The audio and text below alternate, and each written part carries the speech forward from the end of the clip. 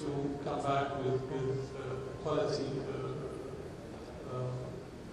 teachers or professors to come and teach and lead the development of the local labor force. In the education, we have 14 universities that will probably be completed around 2013. We have this year started the King Abdullah University for Science and Technology, and by the way, this university accepts all the international students also. They actually come to that university and look for financing of their projects. They have projects, they have we accept ideas, especially in the food sector, agriculture basically, and medicine, biotechnology. We are focusing on that, and King Abdullah University is financing that. They have their labs, they have very advanced facilities. On top of that, they have very good international professors and technical experts that are leading the efforts. We have 14 universities plus this Science and Technology University, which started this year, and hopefully by 2020 we will have enough universities locally to actually take care of this young population and give them the right education. One thing that we are looking for is probably join forces with well-known universities abroad and try to also bring to our land vocational centers, engineering and technicians, IT experts from India already been training in Saudi. So I think we will focus on that. Recently we were moving to Germany and tried to talk with them in terms of the renewable energy, and we're starting a center there for that, and we've put $10 billion for research on that front. So I think the movement is there. We just need to be patient and see the fruits of that investment probably in the next 5 years. Excellent. There's a lot of attention today on natural resources. Price of oil reached record levels a few days ago. Other minerals, commodities also reached very high levels, gold and so on. And we're blessed in the region being a source of many of these commodities, oils and other resources. What specific opportunities besides oil exist in Saudi Arabia and in Jordan? Besides oil and gas, are there specific opportunities to look at in Saudi and in Jordan? Actually, I want to just say one thing about blessed. I don't know if we are blessed for having that natural resource, because we are always under the magnifying glass for that natural resource, and this region always if oil goes up to where it is now, over $100, then we have fingers pointed at us that we are the cause of the global inflation. If it goes down, then we'll have riots and wars in our region, and people blame us also for that. So I think I would probably underscore the blessed one. Yes, in terms of the wealth, yes, we are blessed in that front.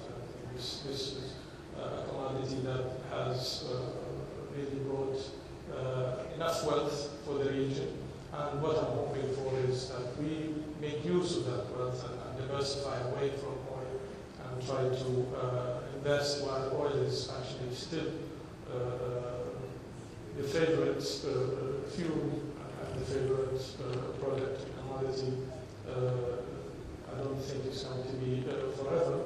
That's why we need to try to invest for our future and invest in our young population. The opportunities in Saudi Arabia, besides oil, I think I mentioned it briefly in the outset. We have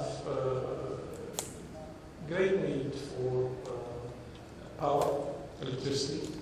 Water desalination is another need in Saudi Arabia. Water treatment and sewage infrastructure as a whole is actually a big opportunity there in those sectors. We do budget for housing. I think it was announced, and everybody knows that we have around 250 billion riyal to be spent, which is equivalent to $135 billion in the next 3 years to build 500,000 housing units for the middle-income people.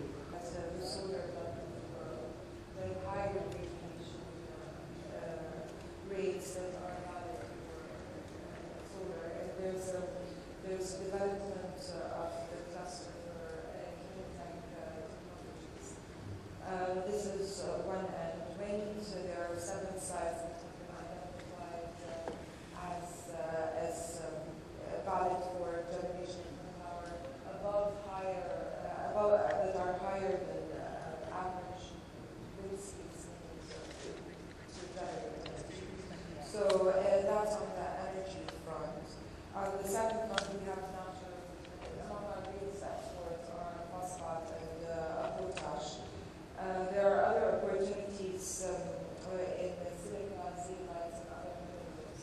The real opportunity lies in completing the value chain rather than from extraction to development products and marketing.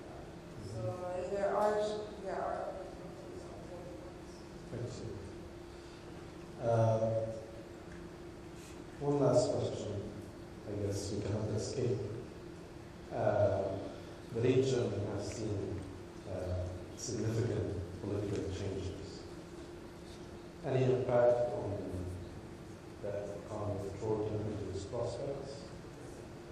It's now Jordan is less important. We do see where investors. We have a few lined up. We have several lined up projects. Those that were lined up.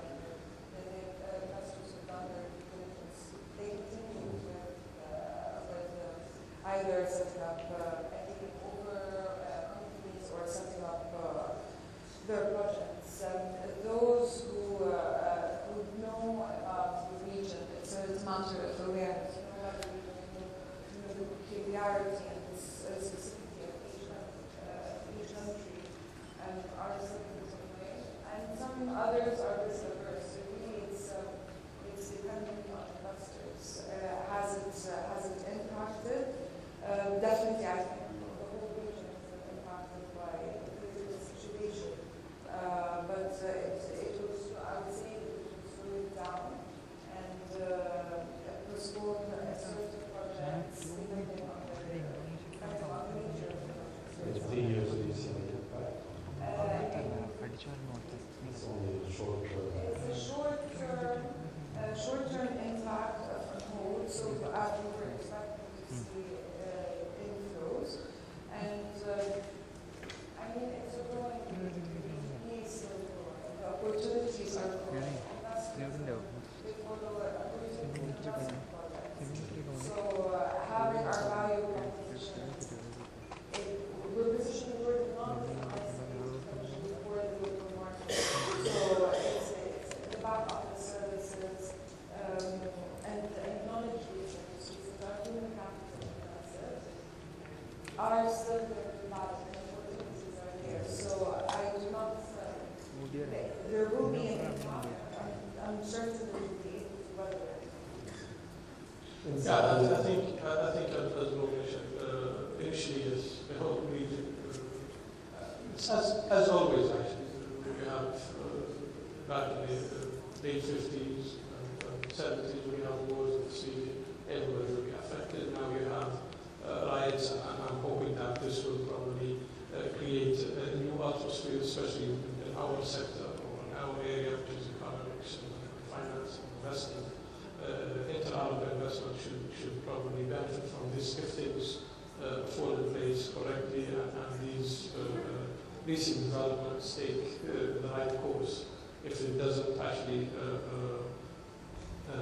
fall out of proportion and become a more problem than previously, if things become quickly organized and the young people who are actually asking for more economic freedom and more political freedom and move in the right direction process in place, this should actually increase our investments and will probably make us a better region than before. Unless this thing settles down and we see clearly where it is headed, we cannot really judge. Everybody is affected. We are affected. All nations are affected. As I said, also in terms of GCC, I think the population of GCC understand what they want to do, and we will be actually benefiting if things settle down and we have a clear way ahead of us in terms of the political situation in our area. It sounded from you. Have you felt the impact given the stimulus?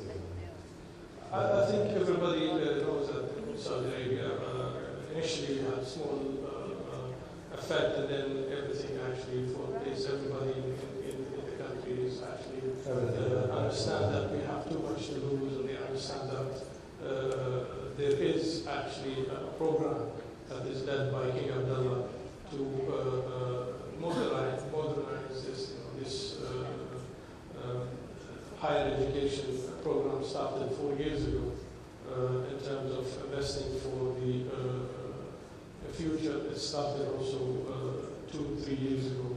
So we've had actually initial impact, but we did actually speed some decisions. We put some decisions in place because of what's happening in the region. But to be clear on that, internally the society is intact, and the entire Saudi population is behind the leadership, understanding that slow development is better than chaos. If you see everywhere else, I think you cannot actually compare to what we are having in our country, and I think we could wait 5 to 7 years to reach where we want, better than going into chaos and losing many lives, and at the end we haven't seen the results of the recent development in the region. Egypt is still actually unclear. We see where Libya is, we've seen Iraq since 2003 until today, what's happening there. So I believe it's much better and much wiser to have a gradual shift rather than having a chaos. So I think you're quite right. Everybody is affected, and this is the norm in this region, whether it's a war between us and our neighbors in Israel, or any political differences in the region affects everybody. And for the outside investors, they look at us as one block. And hopefully after the recent developments, if things go correctly, then we will become a real one block, and we will have inter-Arab investments pick up. Thank you very much. I think our time ran out. Thank you for your time. We can thank the panel here for their time and effort.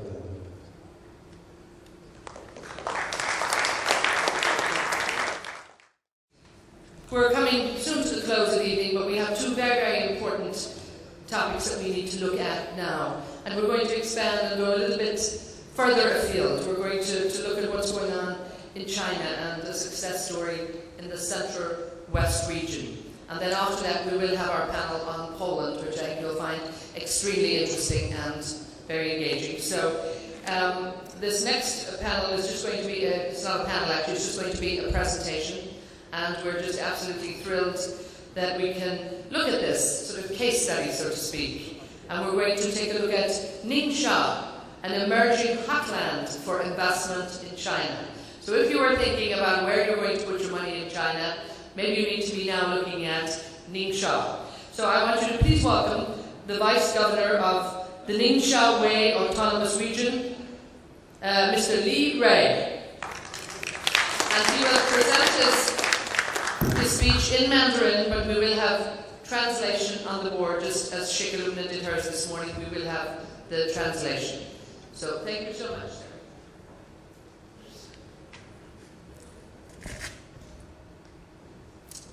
女士们、先生们、朋友们，大家好！今天跟各位嘉宾详述的沙漠中的花朵祖国阿联酋，长期与其互谋合作，我倍感荣幸。在世界经济格局正发生深刻复杂变化的关键时刻，本次论坛集中展示新兴地区最新的投资机会和投资环境，共同谈寻未来发展资源具有很强的针对性和重要的现实意义。在此，我谨代表宁夏回族自治区政府祝愿本次论坛会圆满成功。越来越多的新兴市场地区快速发展，是21世纪国际经济发展中的突出现象。新兴市场顺应经济全球化、收入发展和国际产业分工转移的趋势。根据本国的国情，调整和完善经济发展的战略，形成了各具特色的经济发展道路和发展模式。新兴市场国家发展动力强劲，发展可持续强，逐渐成为世界经济增长的重要引擎。特别是在应对国际金融危机的过程中，新兴市场率先实现经济复苏并保持较快增长，为促进世界经济复苏发挥了重要作用，在国际舞台上的作用日益受到各方面的关注。中国是世界最大的新兴市场，而宁夏作为中国唯一的省区自治区，也是一块蓬勃发展的热土。为中国版图的地理集合中心的宁夏，国土面积是6.64万平方公里，总人口是600多万，其中回族穆斯林人口占36%。宁夏地小物博，山河壮美，徽范贡树，风情俊逸，故有塞上江南之美誉，竟有中国10大新天府之称。中华农村清河，黄河纵贯全境，世代不渝着宁夏平原，成就了天下黄河富宁夏的盛况。近年来，宁夏依托城镇气息，纵贯南北的区域优势，形成了公路、铁路、航空通电、大海的立体综合交通运输体系，依托民族区域自治法赋予的权利，形成了招商引资优惠政策等一些正套开发性的政策体系，依托长期相互交流的黄河、移民、游牧、农耕、回族伊斯兰等多种文化，形成了宁夏人间允许和谐共处的文化形态。同时，依托国务院关于进一步促进宁夏经济社会发展的若干意见和关于深入实施西部大开发战略的若干意见等政策支持，宁夏6路开放性经济正在快速发展。目前，宁夏与120多个国家和地区发展贸易往来，与穆斯林国家的经济文化交流和经贸合作更为广泛。在能源、会展、旅游、农业、清真食品和穆斯林饮品等多个领域开展了良好的合作，正迅速成为中国对外贸易的新区或吸引外商行业决定的热点。宁夏具有多件独厚的综合资源优势。能源方面，以探明矿产无数多种，煤炭出量310多亿吨，原正出量是2029亿吨，居中国第6位和第5位。人均产煤全国第3，人均发电量全国第1。其中，宁东煤田是我国区区的煤田之一，探煤出量是273亿吨，原均出量是1300多亿吨，是全国6个优先开发的集中化区之一。同时，宁夏大力打造新兴化工业产业，利用现有的能源优势，扩大延伸煤炭新材料产业链，重点发展生物替代品，初步形成了现代能化工产业新兴产业集群。农业方面，宁夏土地资源丰富，银行灌溉便利，光伏条件充足，人均耕地面积是全国第3位，是我们中国12个商品粮生产基地之一，也是中国确定的中药材生产基地。中国的枸杞之乡、甘草之乡、马铃薯之乡、长草之乡，待开发的荒地1000多万亩，是中国为数不多的土地厚地、资源上相当的省区之一。同时，宁夏还是中国羊绒生产界最大的集产地，还有着与法国波尔多媲美的世界优秀葡萄栽培生态区，80%的农产品属于绿色有机食品。旅游方面，建有南国水上的特色和意外天成壮丽景观，大漠黄沙的高毛壮丽阔阔，长河多子，雄浑奔涌。高山的巍峨险峻和平原的舒缓，看出中国生态平静，两山一河，贺兰山、六盘山、黄河，两沙一岭，沙湖沙河图，西山环海。两城一堡就是江台堡、正北古城、古长城，两位一西夏文化、西南文化，塞绍江南景观，构成了多姿多色的旅游资源。塞绍江南深切影响旅游品牌人肖像，已成为中国西部独具特色的旅游目的地。同时，宁夏也全力打造一个全方位对外开放的综合发展平台。2011年5月，中阿合作论坛第4届部长级会议，中阿双方确立了全面合作、共同发展战略合作关系，进一步明确了中阿关系发展方向。经过中华人民共和国国务院同意，去年9月26日至30日，中国商务部、中国贸易协会和宁夏政府在银川共同举办首届中国阿拉伯国家经贸论坛。这是中国政府搭建的以中国和阿拉伯国家为中心，面向实现开放和对外开放的新平台，也是中国对外开放的新方法。大会吸引来自世界51个国家、地区和国家及中国31个省市区近万人的参展，中国和外国3个国家领导人，因为国家签证要求17个国状以上领导出席了这次大会。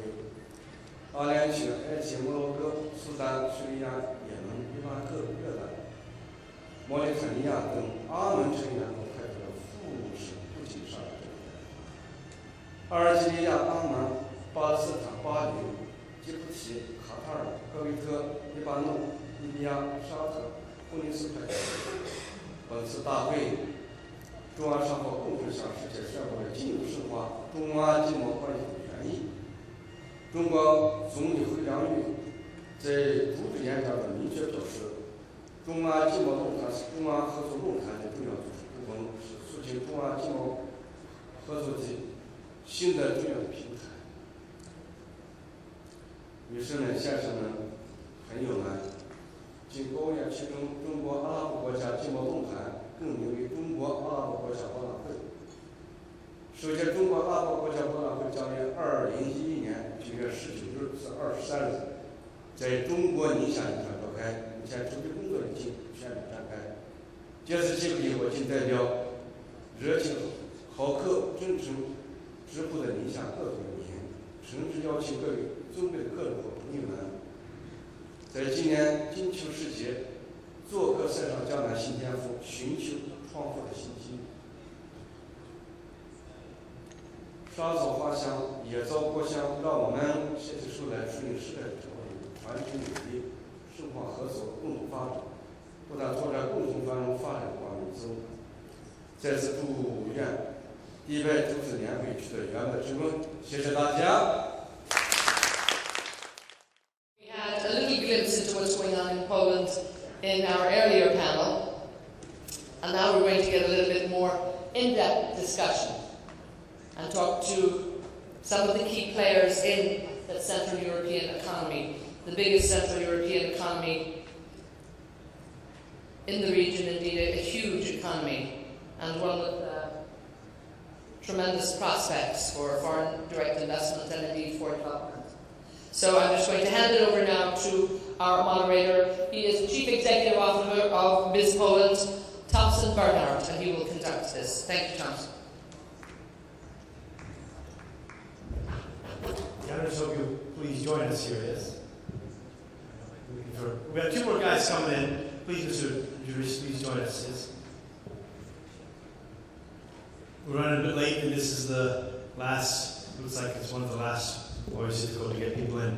In fact, this session is going to be a broader session, not just Poland, but rather Central European region. We're expecting one more person, Marek Matraszek, to come in. Voila. And we have a very nice panel today. I would like to start with introducing, first of all, Mr. Janusz Juris, who is a Hungarian ambassador to the UAE. I'll ask each of you to introduce yourself a bit more later. Mr. Kazimierz Marcinkiewicz, who is the former Prime Minister of Poland and is now representing Goldman Sachs.